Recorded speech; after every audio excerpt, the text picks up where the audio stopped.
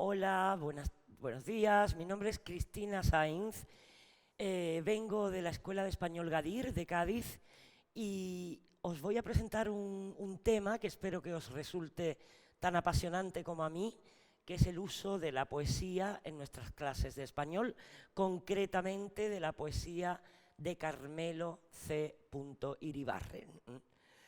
Antes de empezar, suelo hacer algunas reflexiones y cito a algunos autores, como son el propio Carmelo y Juan Ramón Jiménez, y comparto con vosotros dos reflexiones personales mías. La primera cita de Carmelo, y es una de las razones por las que elijo este autor y por las que lo trabajo tanto en mis clases de español, es porque, como él bien dice, mis poemas atrapan momentos cotidianos de la vida, pero lo hacen cuando estos momentos creen que nadie los está observando. Es decir, Carmelo plasma en su poesía la cotidianidad, la vida de cada día. Juan Ramón Jiménez nos enseñó que debíamos desconfiar de una poesía que para gustar tuviese que ser analizada. La poesía, tanto para el que lo disfruta como hablante nativo como para el estudiante de español, debe resultar agradable y debe resultar fácil y atractiva. El alumno, a través de la poesía, debemos intentar que acceda a muestras de lengua habituales en el uso. Los poemas de Carmelo son un recurso flexible y eficaz y nos ayudan a fomentar el uso natural del lenguaje. ¿Por qué he elegido a Carmelo? Pues, como ya os he dicho, porque su poesía trata temas cotidianos, pequeños sucesos diarios, que son los que desencadenan el poema. Otra razón es por su sobriedad antirretórica y su renuncia a los elementos estilísticos tradicionales, que son los que ahuyentan a nuestros estudiantes y los que les hacen salir corriendo cada vez que proponemos hoy vamos a trabajar poesía en clase. Otra razón es porque plasma las conversaciones reales del español que se habla en la calle. Es lo que yo llamo la música de la conversación. Tiene una gran tendencia a la brevedad, usa una lengua concisa, clara y sencilla. Os muestro un poema. ¿Qué hago mirando la lluvia si no llueve? ¿Hay algo más breve y más maravilloso que esto? Y, por supuesto, porque me ha acompañado siempre, en mis viajes, en mis clases, en mis noches y en muchos de mis bares. Os voy a hacer dos propuestas para trabajar en el aula de L con la poesía de Carmelo. La primera propuesta consta de 3 actividades y la segunda propuesta la podemos dividir en 2 partes. Vamos a empezar con la primera propuesta. Se basa en un poema de su libro del año 2013, Luces Interiores, y el poema se llama Ahora que he dejado el alcohol. Leemos antes el poema. Por supuesto, nosotros como profesores no lo vamos a leer para los alumnos. El poema dice: ahora que he dejado el alcohol, no veas el cuidado que tengo que tener con los camareros de mi barrio. En cuanto se toman 2 tragos, me cuentan mi vida. Bien, antes de proponerles a los alumnos la realización de este trabajo, recomendamos siempre que ellos trabajen en casa y busquen información sobre la vida y las odiseas de este escritor. Nosotros no les vamos a facilitar este trabajo. Este es un trabajo de investigación que tienen que hacer ellos, pero sí les facilitaremos esta entrevista que os voy a mostrar ahora en pantalla. En esta entrevista, que se titula Carmelo Iribarren, el poeta salvaje que nació en un bar, Carmelo nos habla y hace una introspección por su vida, por sus episodios más duros, y es muy recomendable que los alumnos lean el poema. Bueno, ya lo hemos visto, podemos cerrar cerrar el enlace, volvemos a nuestra presentación. Esta propuesta está orientada a estudiantes con un nivel mínimo B1. Y el tiempo que yo estimo de realización, siempre sabéis que esto depende mucho de los grupos, es aproximadamente de 1 hora. Empezamos con la actividad número 1. En la actividad número 1 les vamos a ofrecer a los alumnos el poema Desordenado. Va a ser su primera toma de contacto con este poema. Podemos repartírselo en papelitos, podemos hacerlo en la pantalla, pero el poema va a estar desordenado, de esta forma, o de la forma que vosotros prefiráis.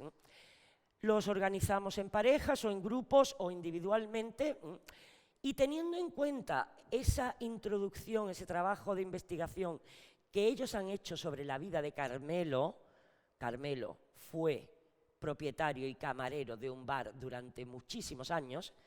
Deben intentar ordenar el poema.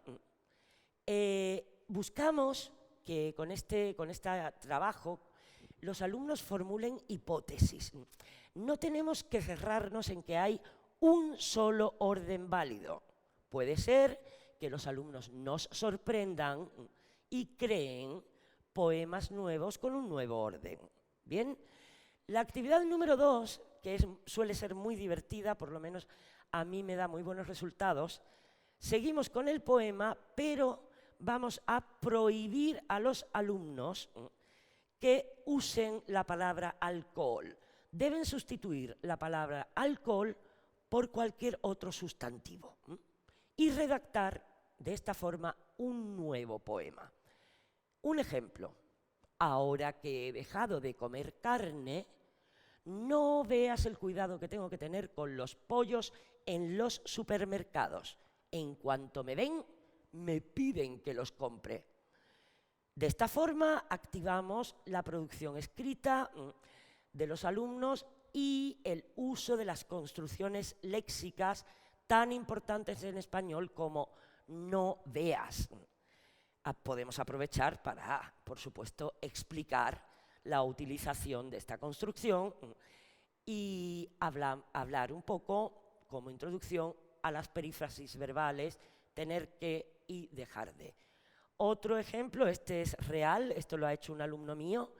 Ahora que he dejado de correr, no veas el cuidado que tengo que tener con mis zapatillas de deporte. En cuanto me ven, se ponen a llorar.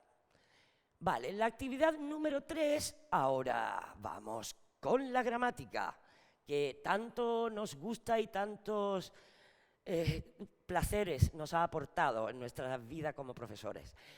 Es el momento de pararnos y realizar un trabajo primero reflexivo con los alumnos sobre las perífrasis verbales.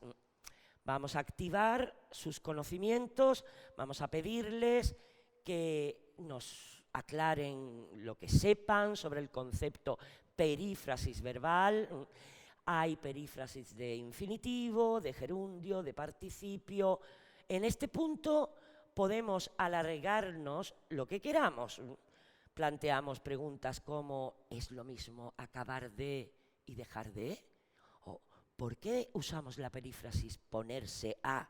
Niño, ponte a estudiar. ¿Y qué significa romper a llorar?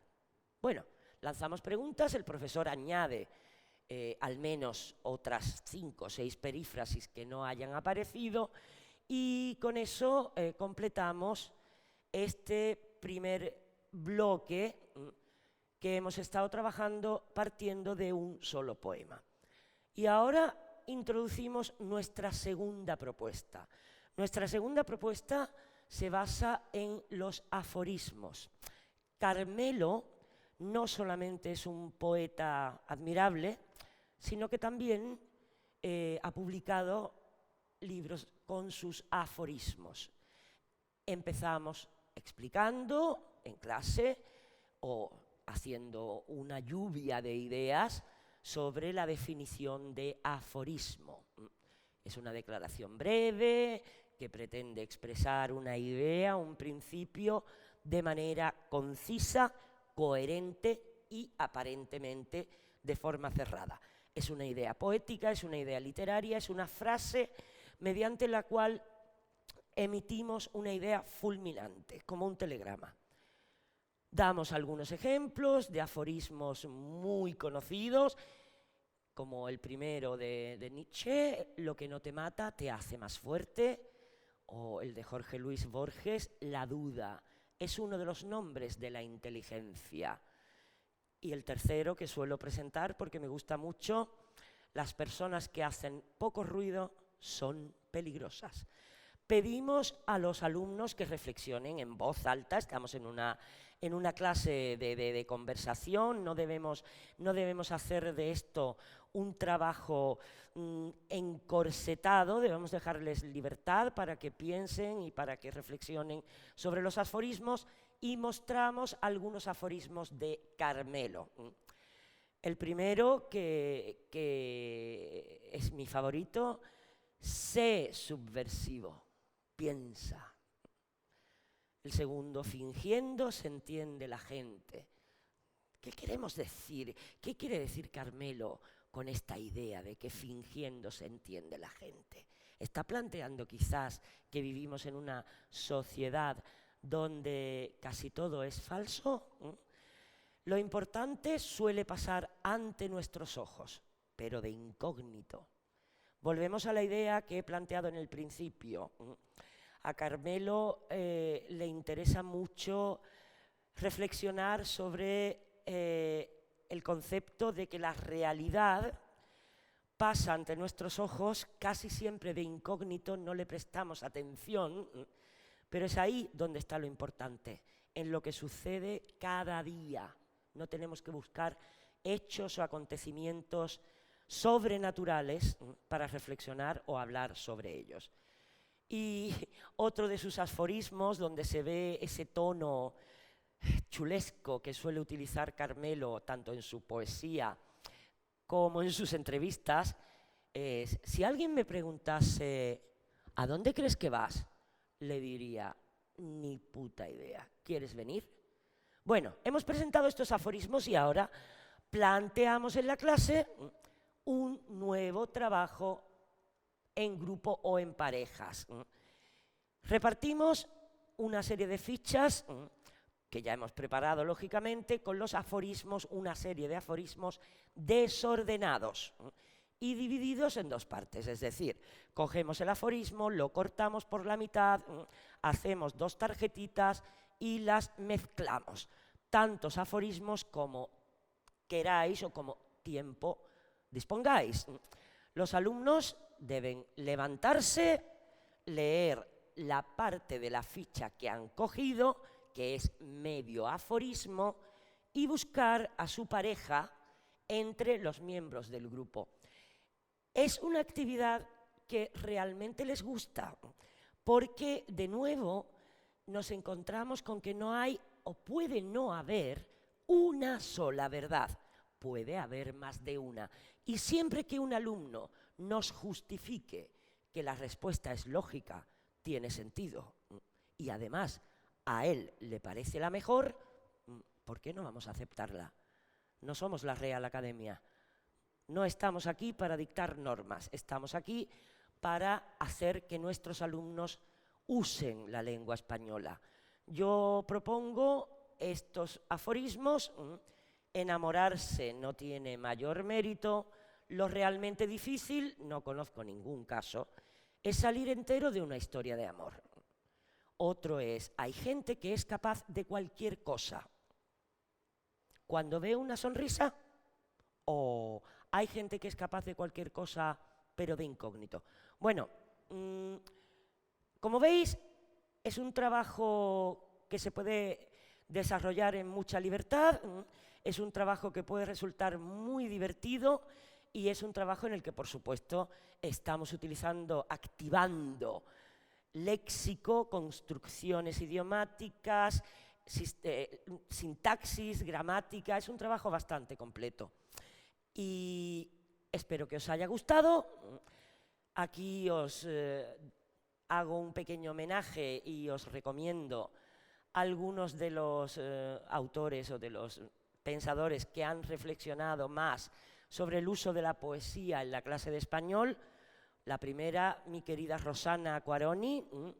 Podéis encontrar muchísimos artículos de ella y, por supuesto, obras publicadas en Internet.